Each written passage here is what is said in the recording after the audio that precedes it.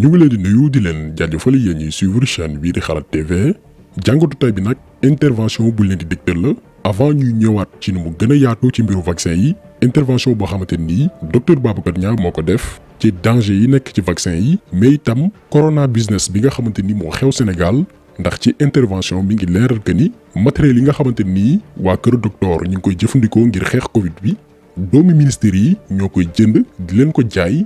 maanaam mbir mi benn business la boo xamante nii benn cercle bu ndaw ñoo ko wër di ci gañe xaalis di ci teg deal di ci def seen business lii duñ ci sori dañ leen di dégtal intervention docteur Babacar Niang ci corona business bi xew Sénégal ak danger wu vaccin yi.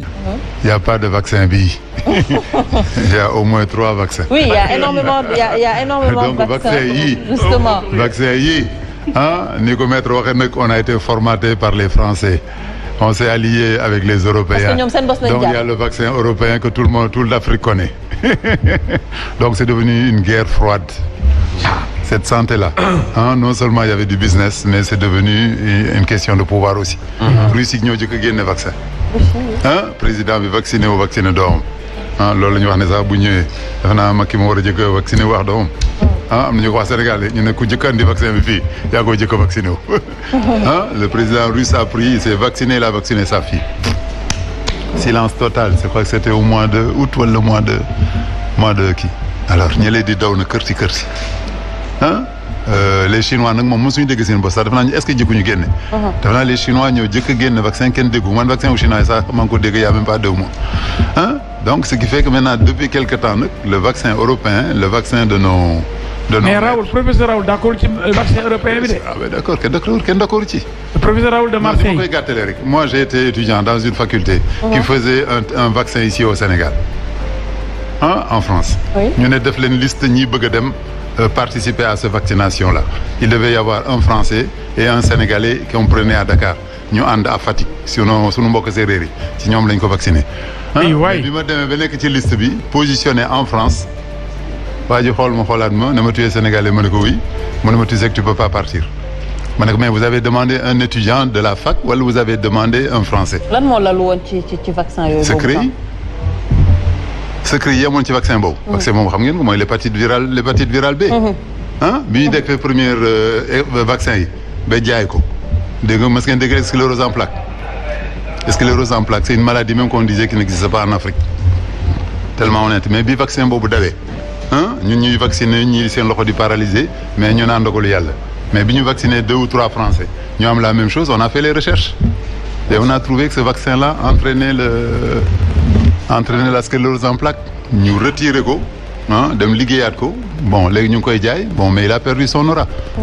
Et ce vaccin-là je pense qu'il a été travaillé sur plus de 10 ans. Donc c'est la même chose qui risque de se passer. Non c'est pas la même chose là c'est pire parce que là on est même pas à 9 mois. On n'est pas à 9 mois te nee naa la photo bi ma la naroon a envoyé l'autre fois c'est le dilemme de cette maladie-là. On a eu une personne qui est morte devant la porte avant même qu'il sorte de l'ambulance. Qui avait son test négatif. C'est un négatif. Ah bon? Négatif de l'Institut Pasteur que tout le monde a confiance. Bon, faux positif, faux négatif, ça existe. Le Sénégal gi la. L'Institut Pasteur. Ça c'est grave donc li nga wax grave na kat. ñu jël VDN bi après mu jox le dossier non je l'ai même dans mon portable. mais looy wax ni yow. Alors que le gars là bu scanner bi ñëwoon tey la moitié de ses 2 poumons étaient partis. Déjà bousillé. D'accord. Donc il y a 2 hypothèses encore dans cette maladie-là c'est pas le virus corona la corona ou la yaa ngi doon di jël débat bi la Covid wala le Covid. Déjà ça kooku c'est une très belle question. Déjà qu'on ne sait même pas si c'est le ou si c'est là. C'est compliqué. La maladie là on ne la connaît de rien. Donc on ne maîtrise pas maîtriser guñu maladie bi ak ay mutation wam. waxtuma la nag di ko jël. di ko dugal ci monsieur Faye di xool nu ko monsieur Faye balaa ñuy dugal ci monsieur Faye d'abord dañu war a dugal pendant 5 ans sur des animaux des animaux. Non des rats voilà des rats. Des singes. Des gorilles. Mais oui. Voilà. Des cobayes quoi comment dire des cobayes. Ce qu'on appelle la dose létale. Dose létale mooy dose bi nga xam ne mooy rey moo mën a rey nit ki moo mën a rey animal bi déjà. Après avec ça nag on va faire des déductions pour xam ne si quelqu'un de nous fait 90 kilos dose am lii la war a mel. bu ñu ko injecté tamit est-ce que les anticorps. Mais docteur pourquoi bii pas jëluñu ay animaux def leen ay cobayes testé ci virus bi bu ko testé ci ay doomu aadama di leen sacrifier lu bees lu xew ci la mosul am. loolu la monsieur Faye wax nee na bu ñu amee ñu diriger non waxuma Sénégal c'est le monde entier. ñun ñëpp lañ ko bëgg a ñëw. non Brésil. ndax lan Brésil lañ ko def. Brésil lañ ko def Trump nee na photo australien bi ñu def. xoolaat leen photo bu baax.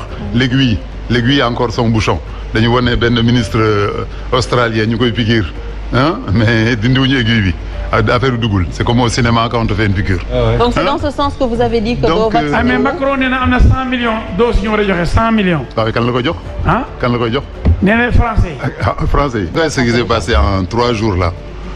C'est le docteur Khemes qui est parti à une réunion. Oui. Qui a dit qu'on a choisi même le vaccin.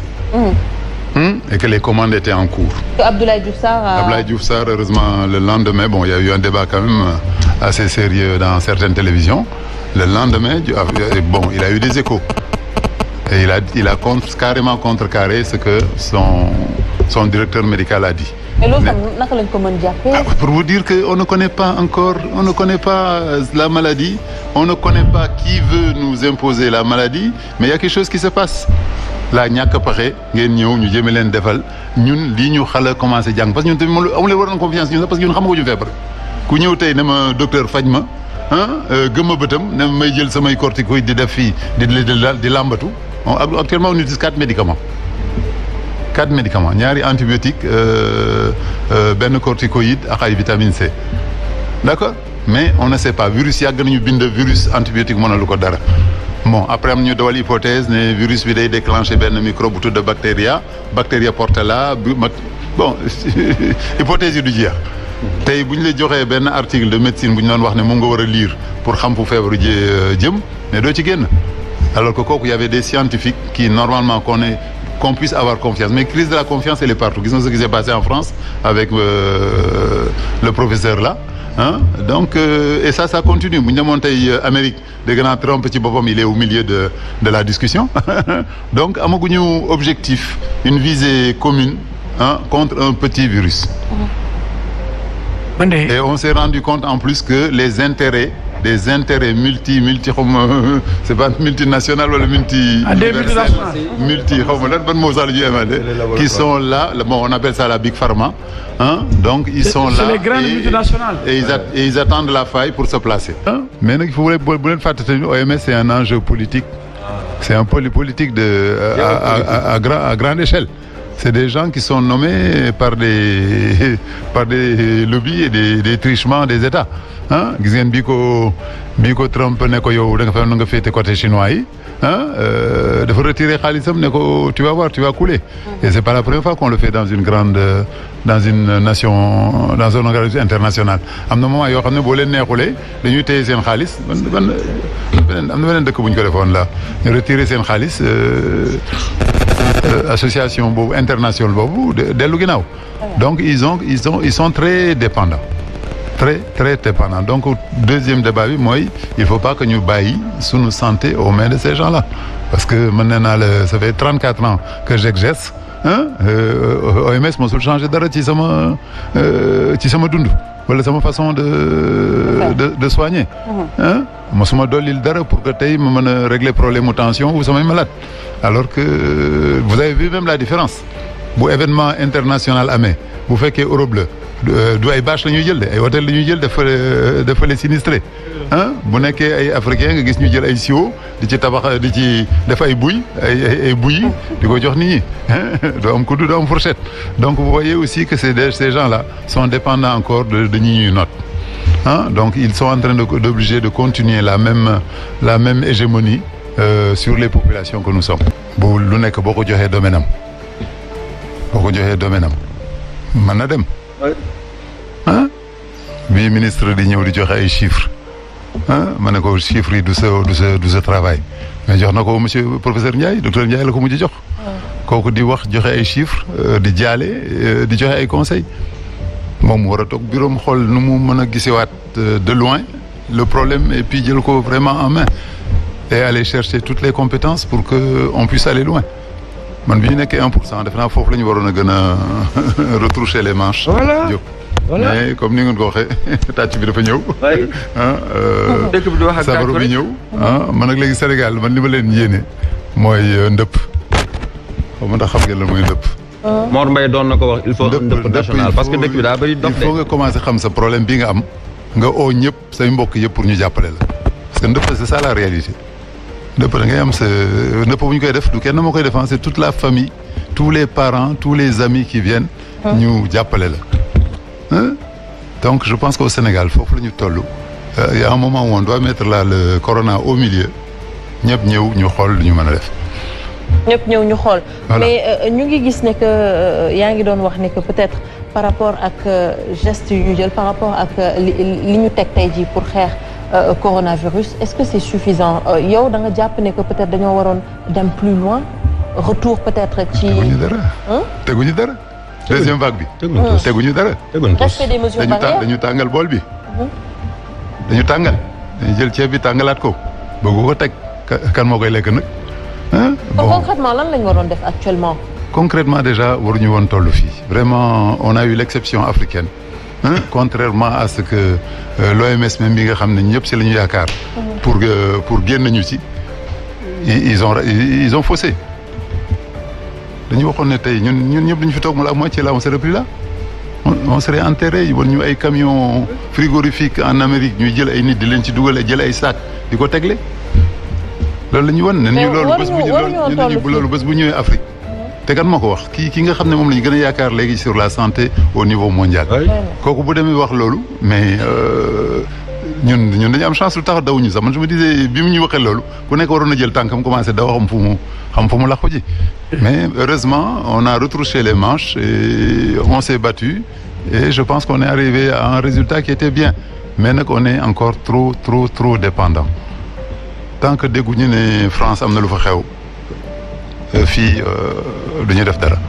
nee naa leen mi ñu ko gisee muy jëm ci ñag bi parce que bu ñu demee ba France nee nañu 50 000 ñoo fa nekk avion Dakar Paris ñaata la 5 heures da ngay jógee foofu te demain matin nga reer si fii donc booy ñëw yëpp ngay indiwale kooku nag sur l'aéroport si on n'a pas voulu mais le premier cas ñun dañ ko waxul rek sunu mbokk Guinéen la ñu yëpp bii fii Ebola bi duggee Guinéen boobu mu luñ ko yekk saaga kat yi ñu ngi foon président monsieur le député avocat maître ma ne saaga kat yi sax dañuy xawoon di saaga Guinéen boobu te dafa feebar Guinéen bu feebar ñu di ko saaga on a insulté ce Guinéen là parce que il a rancœur mais bon malheureusement ou heureusement sunu mbokk français ñoom bu ñu defee dara dañuy tàccuwaat encore parce que boobu ñu demoon dañu demoon noos woon vacances en ski à la montagne ñëwaat dugal ko fii c'est pas normal. On a les noms, on a les prénoms, on a leurs fonctions, mais sutura lañ leen parce que suñu mbokk lañu ñoo ñu yor kii mais nag li ma ci jaaxal encore y a des comment ça s'appelle des inepties. bu ñu inauguré récemment un centre de production de tests TDR. ñu ne c'est au moment sax où le combat était fini. ñu inauguré ko ne c'est pour sauvegarder la population c'est pour pouvoir les soigner gratuitement. Et que là on est là à la deuxième pandémie on ne voit pas de tests les centres de soins sont fermés il y a pas eu de réunion vraiment parce que bu ñuy wax riposte des combats de guerre la yor généraux yi dañuy taxaw ñu def réunion soldats yi taxaw garde-boue ñu dem en troupe mais là li ma leen di wax moom j'ai 64 ans. J'ai vu tous les gouvernements passer. J'ai rien contre Macky, mais je dis qu'ils n'ont jamais changé quelque chose dans notre vie. Jamais ils ont changé quelque chose. Tey gouvernement bi ñuy coow nii ba maître di ci tàngal yaramam sama professeur bi mais gouvernement bu c'était l'occasion de mettre quelqu'un de compétent sur un phénomène c'est mondial donc ça veut dire que aujourd'hui quelqu'un de compétent c'est-à-dire actualiser. La personne ku fi nekk c'est pas une personne compétente. Non c'est pas que la santé justement le Covid. Le Covid c'est pas que la santé. Au contraire le business même a pris le dessus. Les masques là vous allez voir ils étaient tombés à 2000 francs il y a 3 semaines ils sont en train de remonter ñun tenue bi ñuy sol léegi pour mën a toppatoo benn Covid pour sauver notre vie pendant qu'on sauve la vie d'autres mais c'est remonté de façon honteuse. C'est une question que c'est même pas leur ça ne les regarde pas. Actuellement si je vous dis que tous les matériels qu'on achète c'est les enfants de ces ministres là qui nous les vendent. C'est grave. C'est les enfants de tous ces ministres-là qui nous vendent le produit. Ça, c'est très, très grave, ça. C'est effectivement grave ce que vous êtes en train de dire. Les tenues qu'on achète, nous, dans le privé, pour les masques qu'on achète, c'est des enfants ils sont dañuy jox seen doom xaalis dem leen jëndi masque yi ngeen jaay ko ci dëkk bi. doomu ministre yi ñoom ñooy dem di jëndi ay masques docteur c'est ça que vous voulez dire. di jënd ay équipements pour ñëw jaayaat ko. bien sûr wala est-ce que duñ ko jënd sax dotation bi ñu war a jox Sénégal am na fu ñu koy jaaral jël ko di ko jaayaat ci dëkk bi te kooku ça date pas d'aujourd'hui.